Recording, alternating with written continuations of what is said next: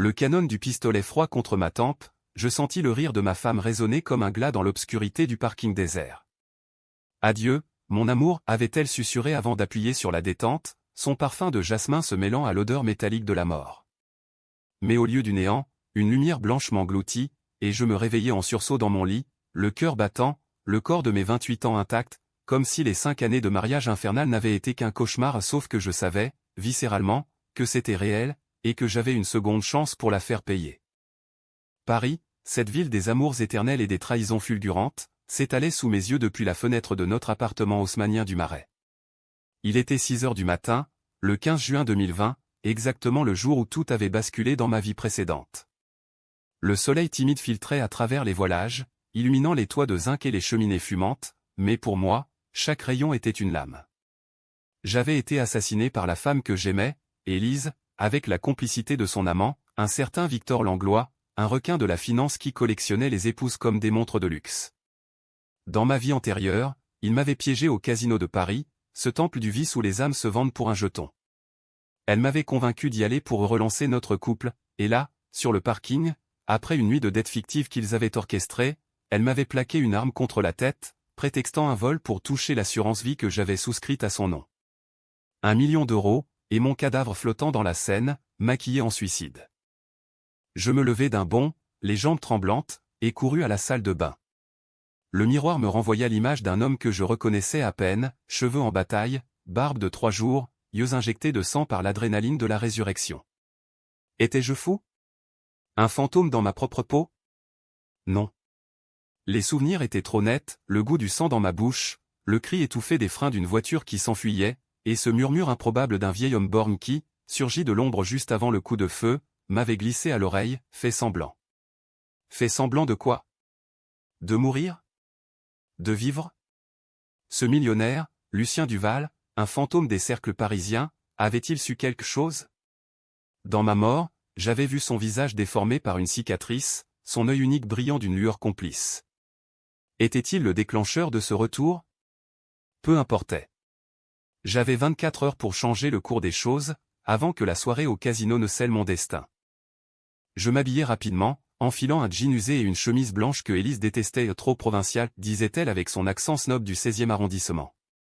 Elle dormait encore dans la chambre, ses boucles blondes étalées sur l'oreiller comme une auréole mensongère.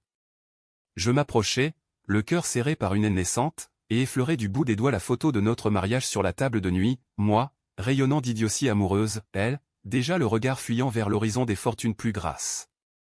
Comment avais-je pu être si aveugle? J'étais un simple architecte, fils d'un boulanger de province, qui avait conquis Paris par son talent pour restaurer les hôtels particuliers. Élise, mannequin déchu, m'avait vu comme un tremplin. Notre rencontre au vernissage d'une expo sur Haussmann, en 2015, avait été un tourbillon, dîner aux chandelles chez l'ami Louis, promenade le long de la Seine, promesses chuchotées sous la tour Eiffel. Mais derrière les roses et les vins de Bordeaux, elle ourdissait déjà avec Victor, ce banquier aux ongles manucurés qui dirigeait un fonds d'investissement opaque, soupçonné de blanchiment mais intouchable grâce à ses connexions au quai des Orfèvres. Je quittai l'appartement sans un bruit, descendant les escaliers en spirale jusqu'à la rue des Francs-Bourgeois. L'air frais de juin me gifla, chargé d'odeurs de croissants chauds des boulangeries voisines. Paris s'éveillait, livreurs en scooter zigzagant entre les Fiat 500 garés en double file, touristes égarés consultant Google Maps sous les arcades. Mais pour moi, chaque coin de rue était un piège tendu. Dans ma vie précédente, Victor avait commencé à empoisonner notre relation 6 mois plus tôt, par des textos anodins que j'avais surpris, il est si naïf, mon chéri. Bientôt, tout à nous. J'avais feint l'ignorance, par amour, par peur de la solitude. Erreur fatale. Aujourd'hui, je n'étais plus cet homme-là. J'allais les détruire, pierre par pierre, en commençant par exhumer le secret qu'ils ignoraient, le mien, enfoui depuis l'enfance. Mon téléphone vibra dans ma poche à un message d'Élise, où es-tu? Prépare-toi pour ce soir, mon amour. Le casino nous attend. Je souris froidement, effaçant le texto. Direction, le commissariat du 4e arrondissement, où j'avais, dans ma première vie, signalé une menace anonyme sans suite. Cette fois, je ne venais pas comme victime. J'entrai dans le hall carrelé de blanc, l'odeur de café froid et de paperasse me prenant à la gorge. L'inspecteur de garde, un quinquagénaire bedonnant nommé Moreau, leva les yeux de son sudoku.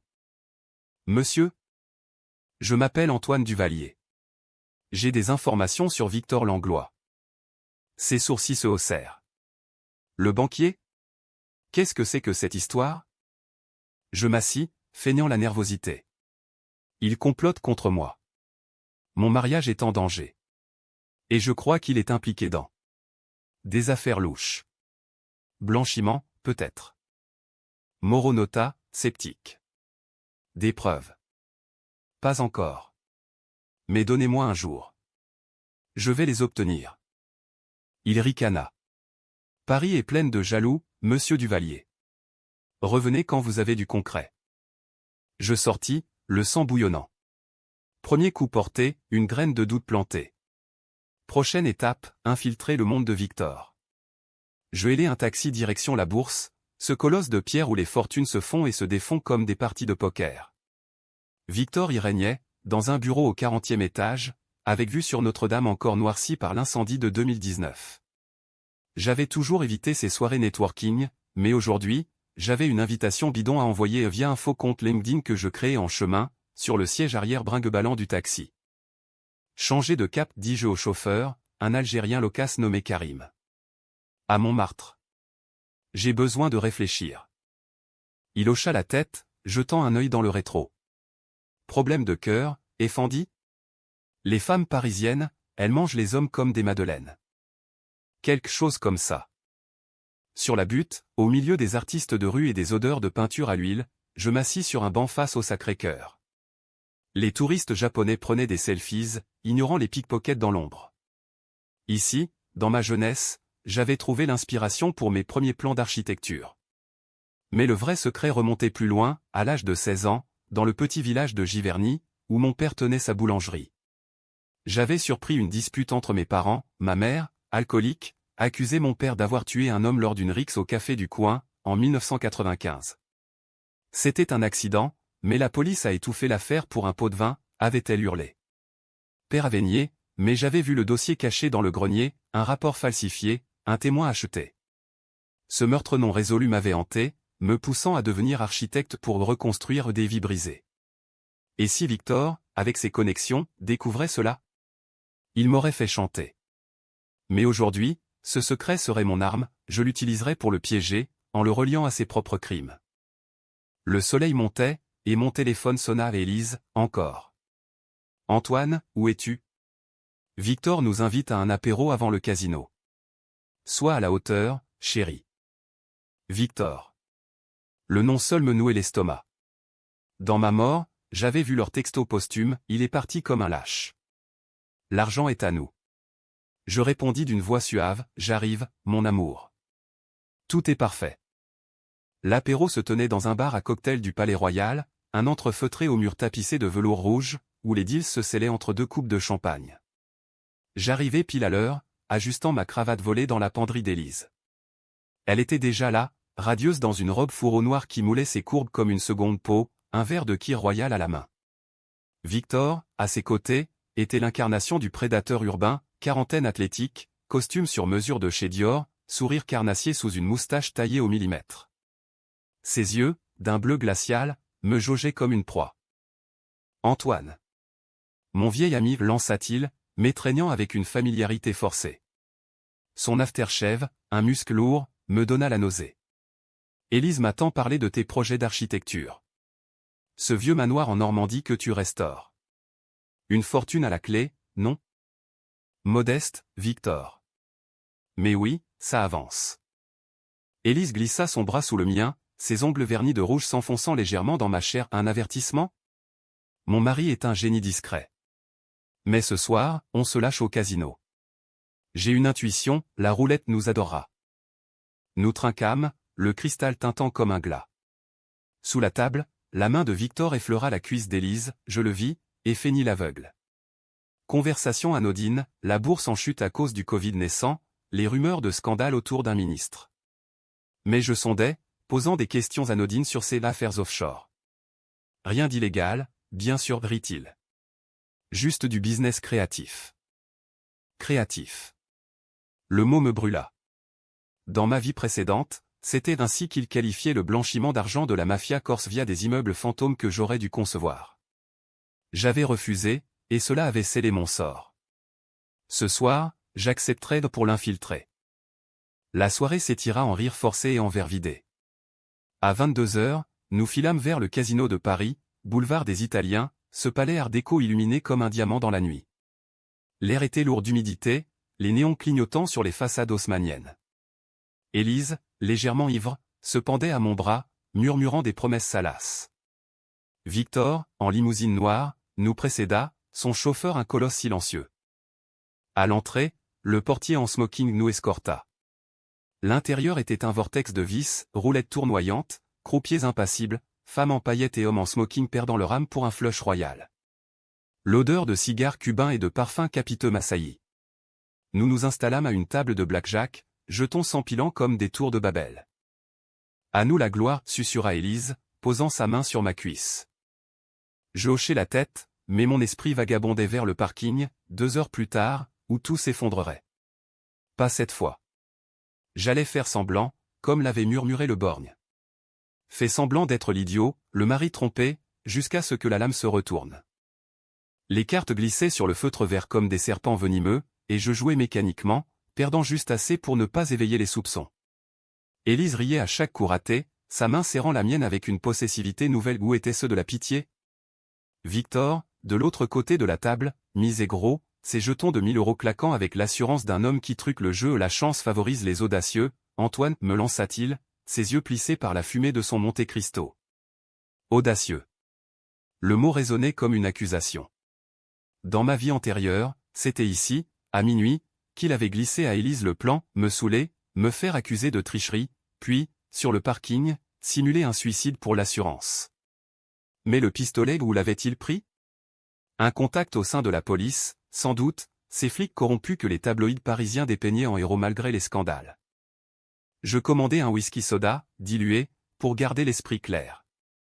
La salle bruissait de murmures, une actrice déchue perdant sa dernière Rolex, un politicien masquant ses dettes électorales derrière un sourire figé. Paris, la ville lumière, cachait ses abysses ici, sous les lustres en cristal de baccarat. Mon regard balaya la foule, cherchant instinctivement Lucien Duval, le millionnaire borgne. Était-il là, dans cette vie? Son murmure hantait mes nuits ressuscitées, fait semblant. Fait semblant de perdre, de mourir, pour mieux renaître? Je l'avais googlé ce matin, dans un cybercafé du Marais, Lucien Duval, 72 ans, héritier d'une fortune en immobilier, rescapé d'un accident de chasse en Sologne qui lui avait coûté un œil. Philanthrope discret, mais rumeur de lien avec la résistance non, avec les réseaux occultes de la finance souterraine. Avait-il vu en moi, sur ce parking fatal, un pion à manipuler? Ou un allié contre Victor, qu'il haïssait peut-être pour une vieille rancune? Une main sur mon épaule me tira de mes pensées. Antoine, tu rêves? À ton tour. Élise, les joues rosies par le vin, me tendait une carte, un as de pique. Je misais tout, perdanciemment. Victor applaudit. Voilà l'esprit. Ce soir, on fête ça chez moi, sur l'île Saint-Louis. Ma cave regorge de Château Margaux 1982. L'île Saint-Louis, ce bijou Renaissance au cœur de la Seine, où les hôtels particuliers abritent des secrets plus vieux que la Révolution. J'acceptais, le cœur battant. C'était l'occasion, fouiller son bureau pendant qu'il s'enivrait. À 1h du matin, nous sortîmes, l'air nocturne chargé d'une bruine fine qui faisait luire les pavés. Le parking du casino, un vaste espace souterrain au néon blafard, sentait l'essence et le béton humide. Ma voiture, une Peugeot 308 banale, était garée au fond, près des ascenseurs. Élise s'y dirigea, titubante, tandis que Victor allumait une cigarette, adossée à sa Porsche Cayenne. Une dernière pour la route, dit-il, tendant un flacon d'argent. Cognac, à en juger par l'étiquette Louis XIII. Je bus une gorgée amère, comme prévu. Dans ma première vie, c'était drogué au rohypnol, pour me rendre docile. Cette fois, je crachai discrètement dans un caniveau, feignant l'ivresse. Soudain, un bruit de pas traînant. Une silhouette émergea de l'ombre, un vieillard voûté, canne en ébène, chapeau fedora incliné sur un visage couturé. L'œil gauche masqué par un bandeau noir, l'autre, perçant, fixé sur moi. Lucien Duval. Mon pouce accéléra. Messieurs dames, croassa-t-il d'une voix rauque, accent du sud-ouest. Une nuit propice au pari, n'est-ce pas? Victor se raidit. Duval. Toujours à rôder comme un corbeau. Que voulez-vous? Un simple conseil au jeune marié. Il s'approcha, son haleine mentholée effleurant mon oreille. Fais semblant, mon garçon. Fais semblant jusqu'au bout. Puis, à voix haute, bonne chance, et que la fortune vous sourie. Il s'éloigna, sa canne claquant comme un métronome. Élise pâlit. C'est qui, ce fou? Un reliquat du passé, grogna Victor, écrasant sa cigarette. Un vieux schnock qui a perdu sa fortune à Deauville et qui en veut à tout le monde. Mais je vis la sueur perler sur son front. Lucien savait. Il avait murmuré la même phrase avant mon meurtre. Où était-ce le déclencheur de ma renaissance? Pas le temps de spéculer. Nous montâmes en voiture, Élise au volant, Victor sur le siège passager, moi à l'arrière comme un condamné en route pour l'échafaud. La radio diffusait Piaf, non, je ne regrette rien, ironie cruelle. Les lumières de Paris défilaient, Opéra, Louvre, Pont-Neuf. Sur l'île Saint-Louis, son hôtel particulier, un joyau du XVIIe avec gargouille et balcon en fer forgé, nous attendait, illuminé comme un décor de film de Melville. À l'intérieur, opulence baroque, cheminée Renaissance crépitant, tapis d'Aubusson, tableau de maître volé à l'histoire. Victor nous servit du margot dans des verres ballons, le liquide rubis tourbillonnant comme du sang. Élise, joueuse, proposa un jeu, strip poker, pour pimenter la nuit. Victor accepta, riant. Moi, je feignis l'hésitation, puis cédai, perdant ma chemise au premier tour. Leurs regards se croisèrent, complices, affamés. Le moment était venu. Attends, Victor, dis-je, me levant pour aller aux toilettes. J'ai une idée. Et si on parlait business? Ton fonds offshore. J'ai un projet immobilier à Monaco. Besoin d'investisseurs discrets. Ses yeux s'allumèrent. Intrigant. Viens dans mon bureau.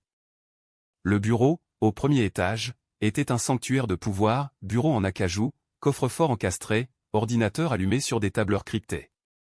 Tandis qu'il versait 2 cognacs, je m'approchai de l'écran, feignant l'admiration. Impressionnant. Combien de zéros là-dedans? Des millions, souffla-t-il, dos tourné.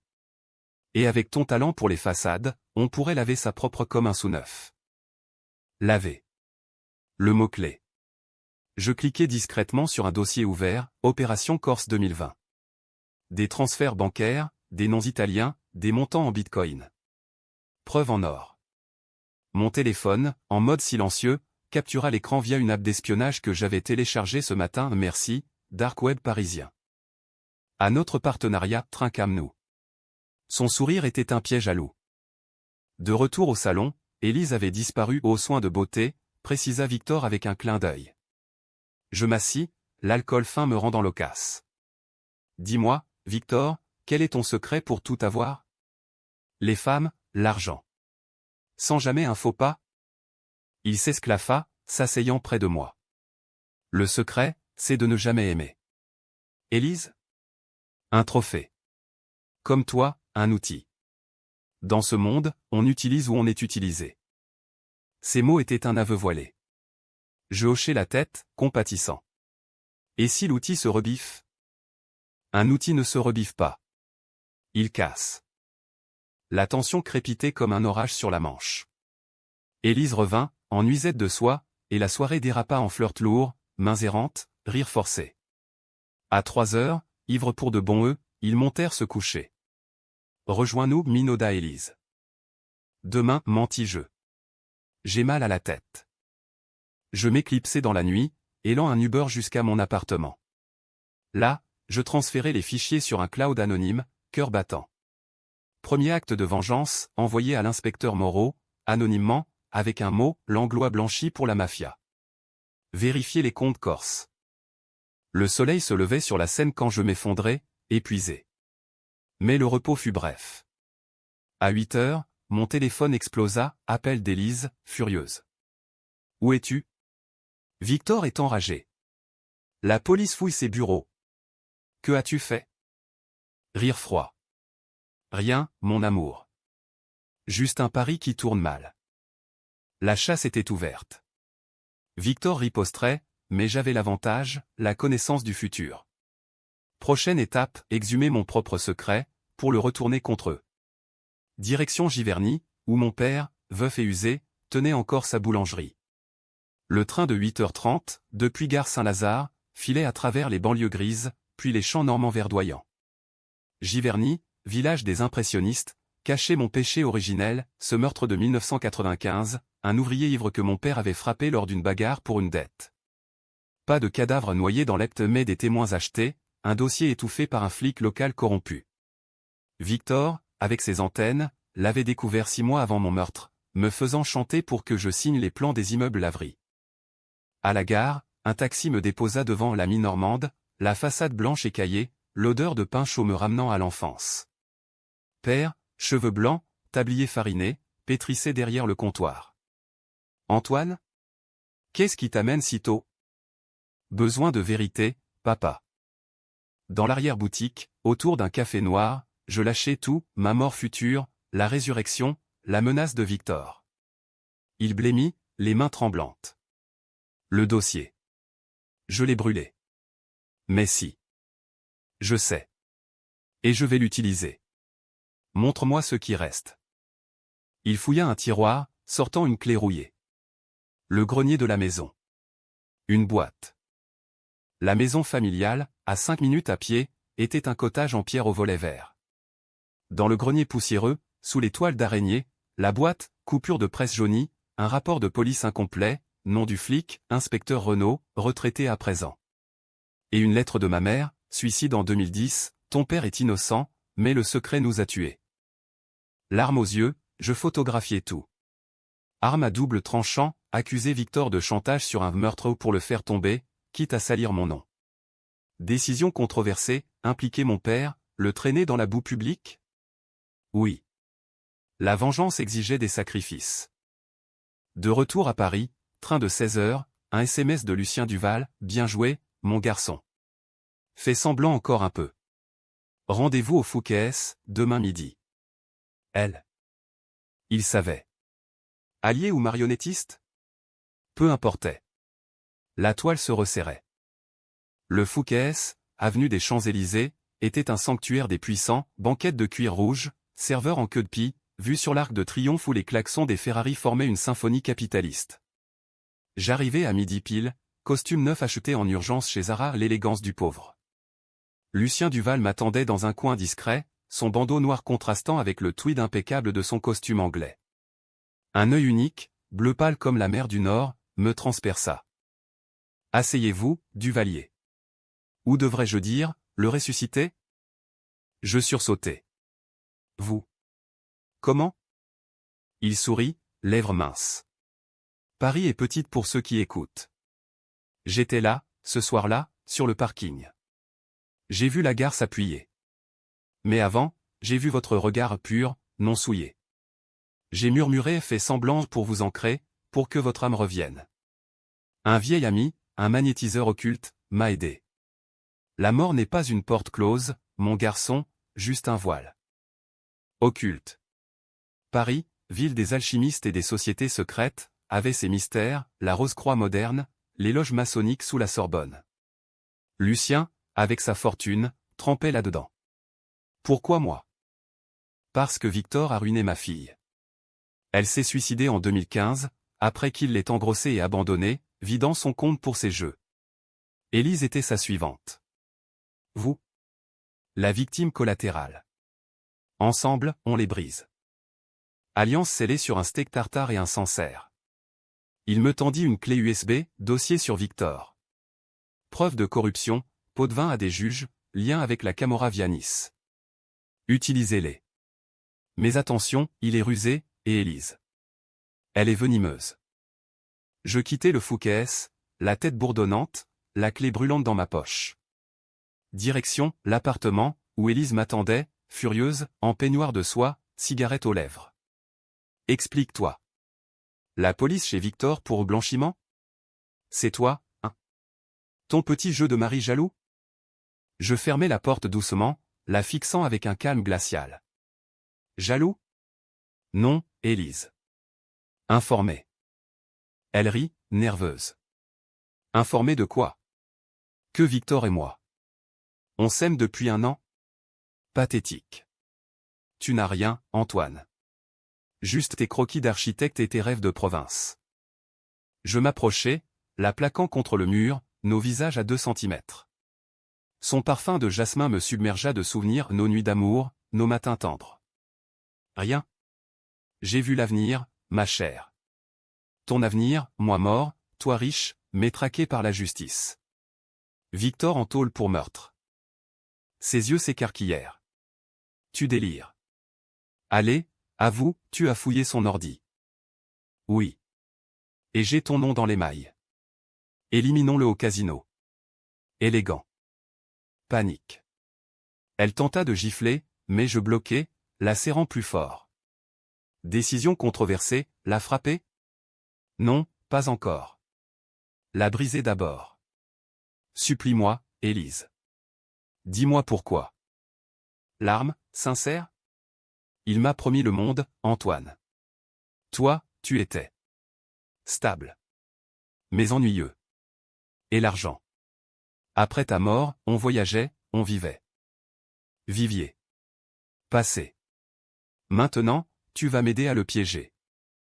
Ou sinon? Menace voilée, le secret de mon père.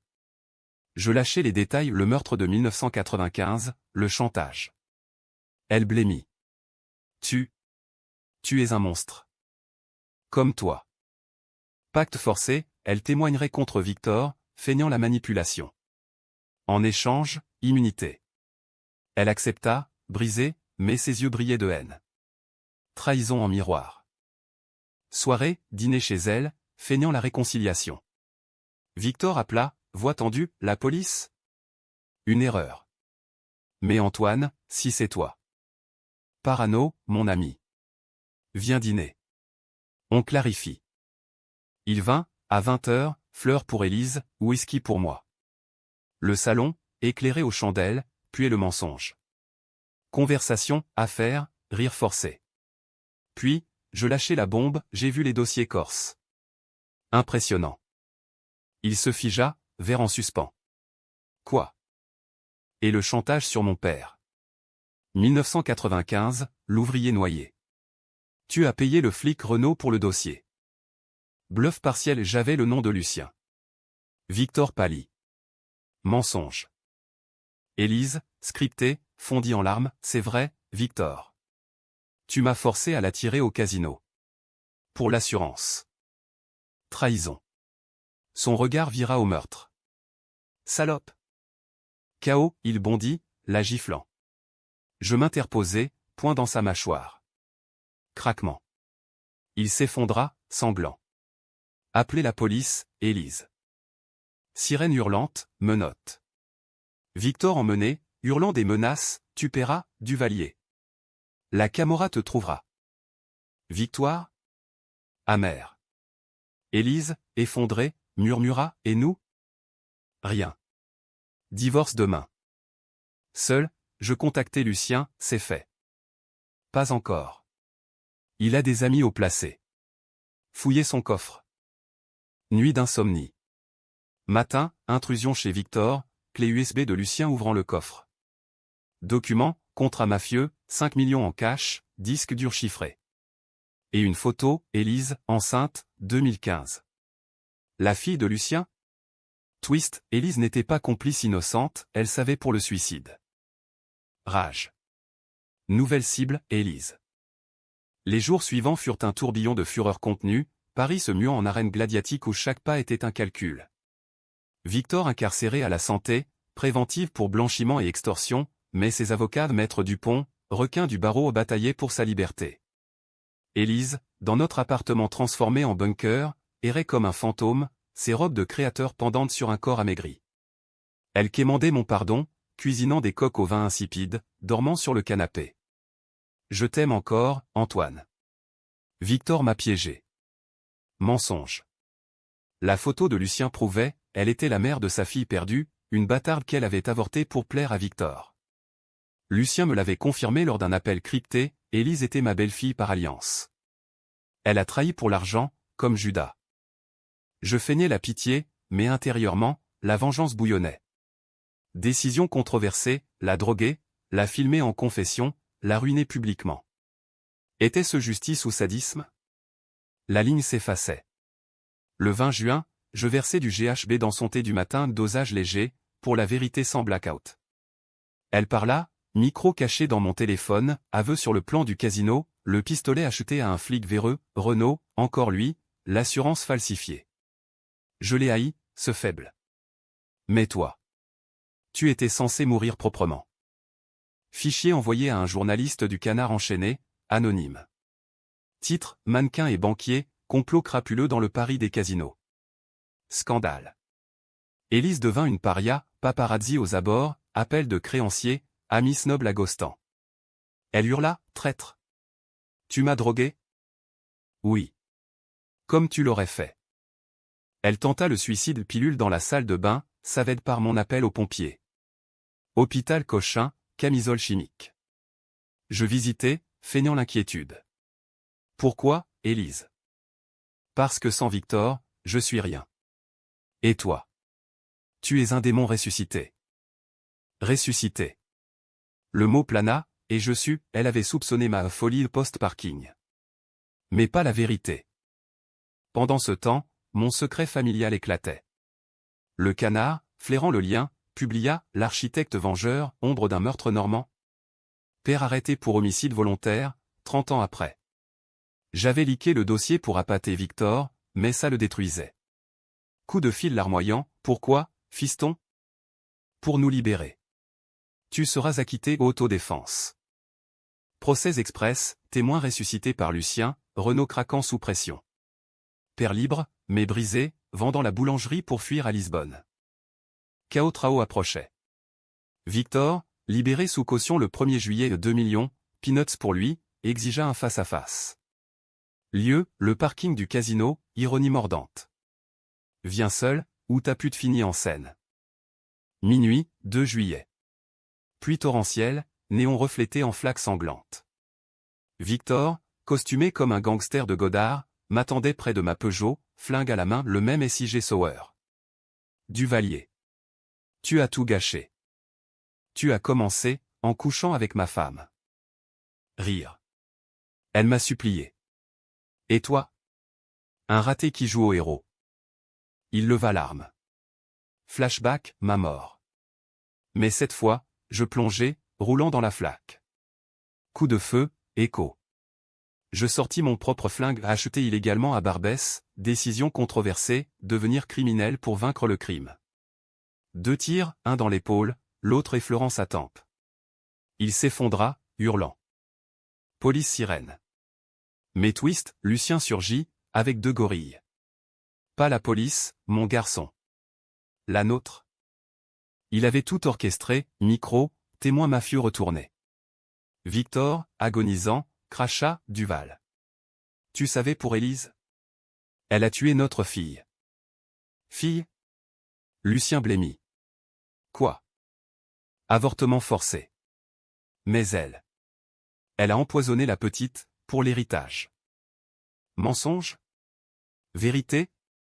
Lucien, fou de rage, appuya sur la détente de Victor. Coup final. Cadavre.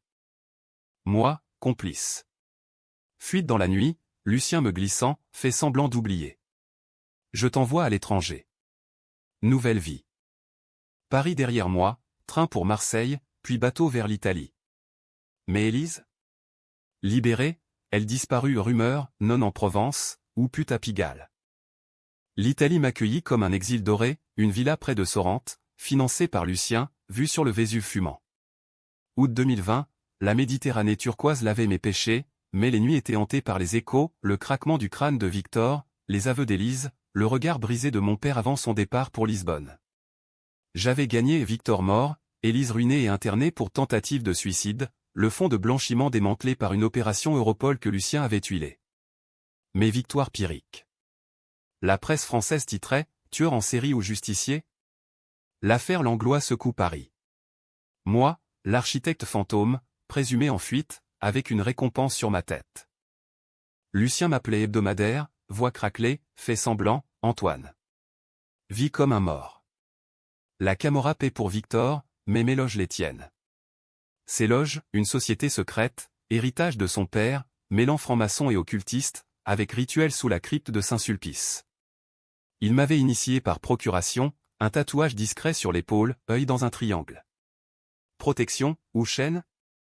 Élise, twist final, 1 mois plus tard, une lettre anonyme. Je sais que tu vis. Je porte ton enfant, le vrai, pas celui de Victor. Reviens, ou je le noie comme ton père l'a fait. Chantage? Vrai? Échographie jointe, fœtus de 12 semaines. Mon cœur se serra, dans ma première vie, nous avions essayé, sans succès. Était-ce le fruit d'une nuit post-résurrection, avant le chaos? Décision controversée ultime, rentrée, affrontée. Septembre, avion le Coste pour Orly, déguisé en touriste allemand.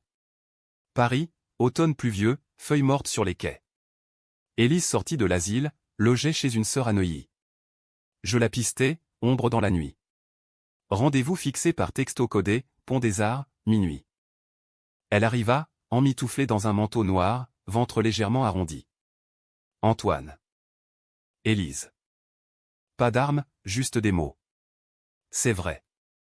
Ton enfant. J'ai menti pour te ramener. Parce que. Je t'aime, à ma façon tordue. Mensonge ou rédemption? Ses yeux, lavés par les larmes, imploraient. Lucien avait prévenu, elle est vipère. Tu l'as. Mais je vis l'enfant, notre possible futur. Twist, je choisis la vie. On fuit ensemble. Loin.